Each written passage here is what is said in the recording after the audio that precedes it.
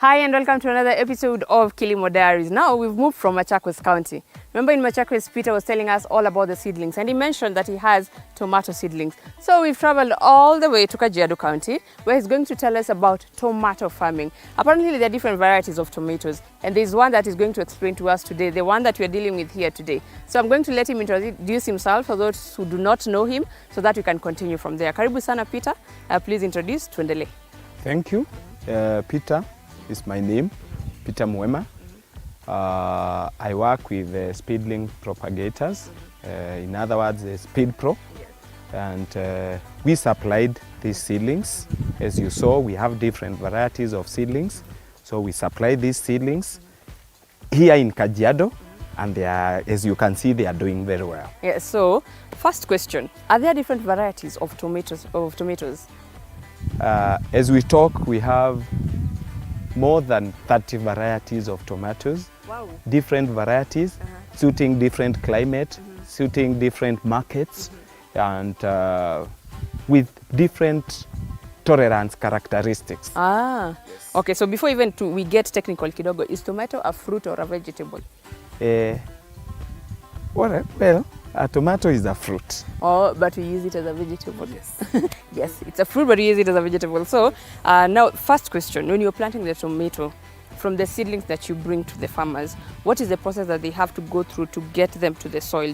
Do they just unachimba kashimo tu alafu unaenda ukiekelea, or what is the process? Well, as you can see in this farm, the land was first prepared. This farmer is using drip irrigation system. Oh yes, And this is the way the water is getting into the farm. There is a lot of advantage of using that, but the farmer first has to prepare the farm, make the soil loose, provide manure, the farm manure from cow manure, chicken, or even goat manure. Okay. Nowadays we are also using the pig manure because pig farming has grown a bit. Yes. So after now preparing the farm, mixing the manure well with the soil, now the farm becomes ready for planting. Yes. But in first cases, we advise a farmer to do the soil test so that he will be able to know the composition of his soil, and even doing the soil test will enable the farmer to know exactly which crop he can do, Yes. and to a larger extent which variety of tomato, for example, he should do, like in this case. Okay. So when we are making the decision that this farmer should do this variety of tomatoes, he did all those things. He did the soil testing, he prepared the farm correctly, he made the soil to be loose, and then added manure for it to be good for the tomato. Yes. When you're doing the soil test, because I have learned that it's something which is basically every farmer should do when you start planting, can you do it from the house, or can you do it by yourself, or you need someone to come and do it? There are different companies which are doing. It's a bit of a complicated and technical process which need sophisticated machines and a lot of chemistry in it. Yes. So you invite those people who are doing them, doing the soil test. You can either use the government ones or the private-owned labs. There are different ones. Yes, so you get the soils, they will get the soil sample, they go do the analysis for the soil for you. They will do two types of analysis, the pathogenic, which will tell you either you have harmful pathogens in the soil or harmful diseases in the soil, and they will also do the fertility test. That one will show which nutrients are available in the soil. So when you are doing your feeding for the crop, you'll be able to know what to use, what to put. Okay. Yeah. Oh, so the farmer has gotten the seedlings. When it comes to putting them in the soil, is there an estimated distance on how you're supposed to separate the plants, and what is it? Yes, there is a very, each crop will have its own spacing, and the kind of irrigation you are doing will also determine the kind of spacing you will do. Okay. We have the drip irrigation, others are doing sprinklers, others do the furrow irrigation, others basin. So depending with the variety of tomato you are doing, some are very bushy, they are very big. There are some we call indeterminate, and others semi-determinate, and others indeterminate. Okay. So depending with the variety you want to do, it will determine the spacing of the crop. Like in this case, Yes. we've done a spacing of around 60 centimeters. 60 centimeters between one crop to the other, and around 1 meter from one line to the next. Other. So when it comes to tomatoes, the one that we have here, which type is this and what makes it different from the other kind of tomatoes? Well, this variety is called Big Rock. Big Rock, as in Big Rock, yeah, Big Rock F1. We had to do the soil testing and determination of the market before we made the decision to do this variety. This variety will tolerate this kind of a climate. Okay. It does well in this climate, as you can see. Yes. It gives big fruits, just as they are saying. Yeah, true. We call them the big rocks. Yes. We give the rock because of the hardness, the firmness of the fruit, so it's easy for you to carry it to the market. It will be easier, you know. Transporting of any farm produce is key component into the goodness of the crop. Yeah. You would imagine now you have harvested, like today we have harvested some tomatoes, you will see them. Then when you are transporting, the perishability or how long they will stay in the shelves of the supermarket or in the shops. So that one gave us the reason as to why we did the big rock. The market we have needs a very big fruit. Number two, it needs hard fruit so that we can sell it for longer. And we are transporting the fruit to different places and far. So that one gave us the reason as why we should do this specific variety. Again, the type of soil, you can see it's a black cotton soil. I also wanted to ask about that because Yes, the soil is the black cotton soil, in some varieties it won't do well. It will give very tiny fruits. Now with the black cotton soil, this variety usually performs well. Okay, now you see why when last week we were talking about knowing your type of soil, knowing your climate, these are the products that you get after. Well, so when it comes to planting, how long does it take for a seedling to get to this area or this size of a crop? Yeah, as we discussed last week, the seedling will take 1 month in the nursery. Yes. After that, it's transplanted to the farm. It will take another 3 months. Like these ones, today they are 90 days old. We call it the fly pick. We just harvested the first fruit. You will see them. And now we should harvest it for the next 2.5 months. Wow. Yes. And we are picking, we will be harvesting twice a week.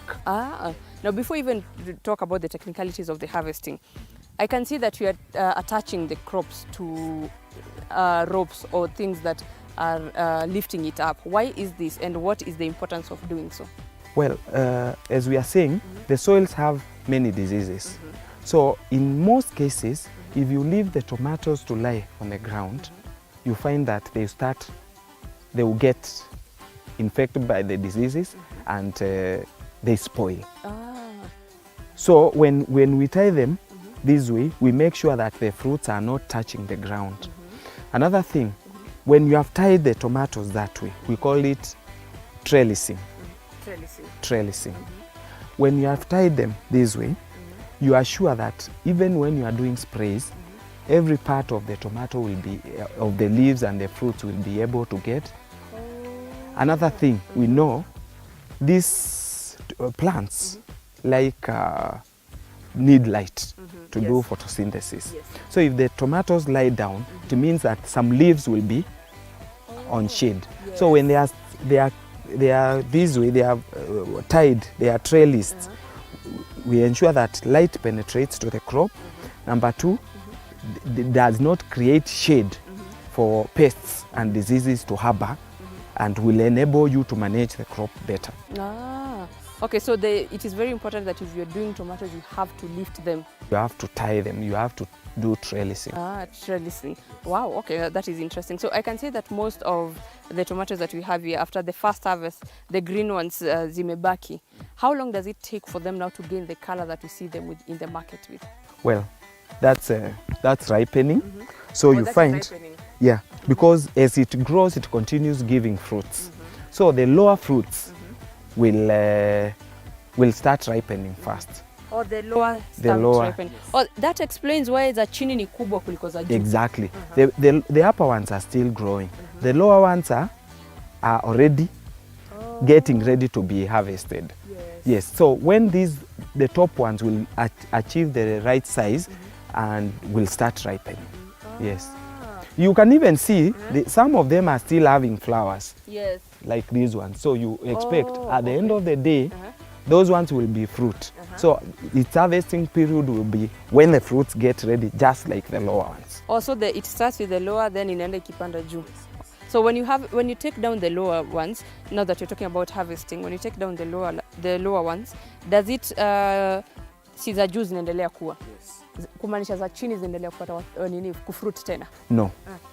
The tomato fruit it grows up. So the fruits which came up at the bottom are final. They won't make any other fruit. The flowers will come at the tip. As it grows, it puts in flowers. But now, for these varieties which are determinate, they get to a stage when they don't give any more flower. So that one we say they terminate. So you harvest until you harvest that last flower which came last, and that crop is finished. Okay. Yes. So we talked about this one being the black rock. Is the same, or the big rock? Yes, big rock. Sorry. So is that the same with other tomato plants that unaanza chini ikienda juu? Is it the same all through? Yes, it's the same. Yeah, that's why I was telling you about the different categories. Say determinate, semi-determinate, and indeterminate. There are those ones which will terminate after you harvest for 2-3 months. They terminate. There are others like the greenhouse varieties. They are indeterminate. They continue growing taller as they continue putting more flowers. Oh, so depending with the determinate, semi-determinate, indeterminate. Nimelearn kitu leo. So we're going to take a short break, but when we come back, we're going to understand after your plant is done flowering, do you just do away with it? And if so, what is recommended to plant after the tomato fruit? We're going to take a break, but we'll be right back.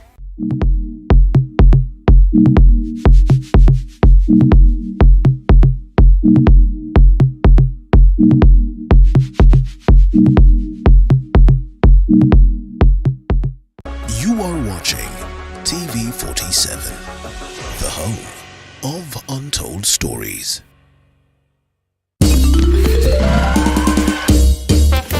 Sona moja imetengenezwa kwa njia spesheli ili kupambana na maumivu kwa haraka. Sona moja ina aspirin kama kiungo. Sona moja, kitulizo kamili. Maumivu yakizidi, pata ushauri wa daktari.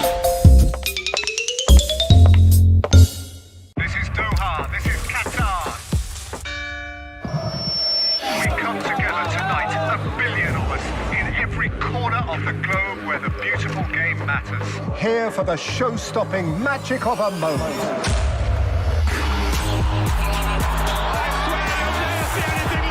Get a DStv decoder with 1 month of compact for only 3,999 Kenyan shillings to watch all 64 matches here for every fun. You are watching TV 47, the home of untold stories.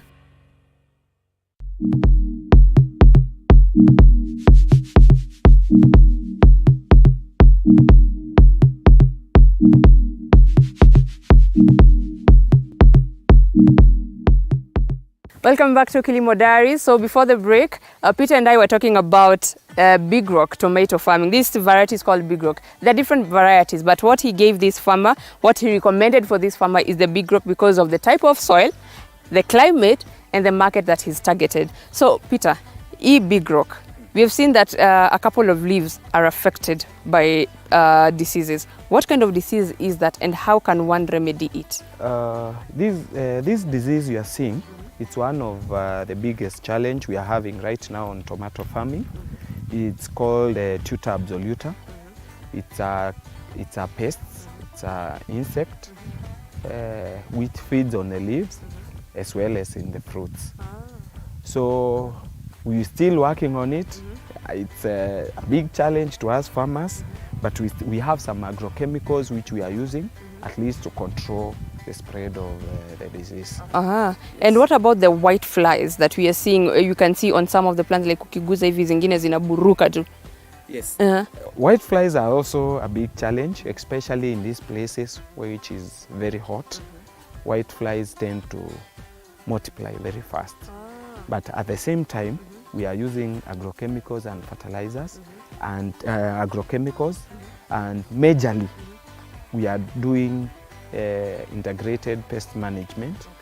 Yeah, because using agrochemicals alone will not sort the problem of white flies and tuta absoluta. So we are using the techniques we are applying in the farm, the way we are doing our sprays, the way we are doing our management and keeping the farm clean. Yes. That one, we call it integrated pest management, the one we are using to control most of the pests. For example, the white flies, there are agrochemicals which you are using, but in most cases, because they are very active and very mobile, if you don't target them at the right time of the day, because of the climatic condition here, you will be unable to manage them.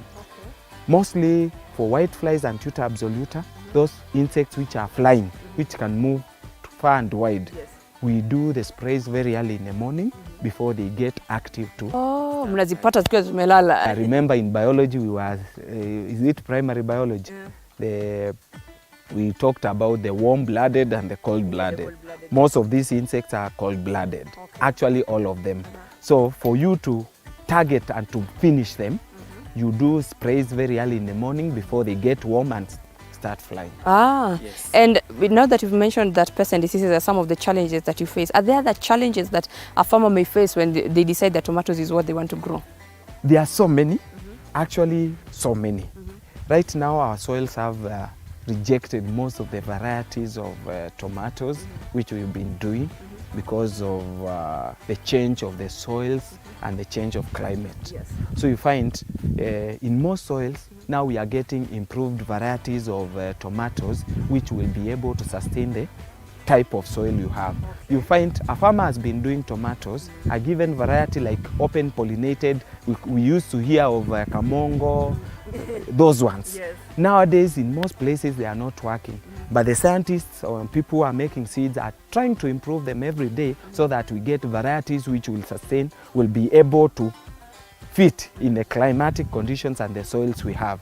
Now because of that, you find some of those diseases do not have cure. Like we have a disease called bacterial wilting, which once the tomatoes start wilting and die, we don't have a specific chemical which will control that.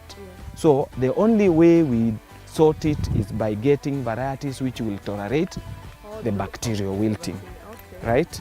So that's one of the challenge. The other challenge is a challenge of the prices of fertilizers and agrochemicals. Right now, unless, as our president said, alisema zishuke, fertilizer ishuke kwenye tuliambiwa na tuweze kuipata. You know, inashuka saa zingine na hatuipati. You see, if we get it, now it will subsidize our farming with very good margin. Because you would imagine, like for this farm, we are using around 4 bags of DAP per application. Per application. And how many times do you have to apply? Now, we apply once, but we change. But all those fertilizers are all expensive. So a bag of DAP right now is going at 7,000. Now you would imagine 4 bags. 1 bag? Yes. Now you imagine 1 bag, for 4 bags for your farm, you will use around 28,000. Initially we were using just 10,000 and you fed your farm. Now the other challenge we are having is the market. The farmer is suffering a lot when the product is coming from the farm or the tomatoes are coming from the farm. You find that there are so many people involved, in quotes, brokers. Yes, brokers. By the time ifikie mwenye ananunua. Cartels, yes. Now, due to that challenge, by the time ifikie mwenye ananunua, sasa mkulima is the one to suffer. Ana kitu. So you've used a lot in terms of fertilizers, agrochemicals, labor. They are labor intensive. To do this plant support for 1 acre, you would need not less than 80,000. This, you see. Okay. And then you come, when we are selling the produce, a kilo is going for 20 shillings. So the farmer is suffering a lot. Actually, many people have stopped doing farming. Because of how intensive it Yes. is. Now, another thing. Now we are getting interference from the neighboring countries whereby they are getting their produce to our country and are cheaper than what Also, people opt to go for the people opt to go for them. So you Kenyan farmer, you are left. na vitu zako zinaozea hivyo. Quite a lot of challenges that farmers are facing before they get the produce that they need and even getting them out there to the market. So when we come back to the farm, the crops in the farm, we talked about harvesting it, and you just did your first harvest, and maybe this you will do like how many more? Not less than 10 harvests. I think I need to get into tomato farming. Anyway, so after you've harvested and now your fruit is done for like, ume harvest yote imeisha, it's not fruiting again.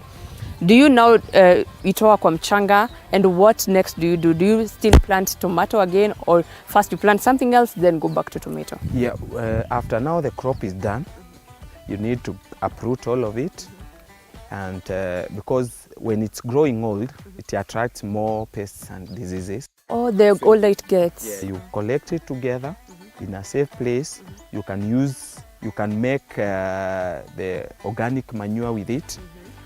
You treat it, you make organic manure. You can feed to your animals.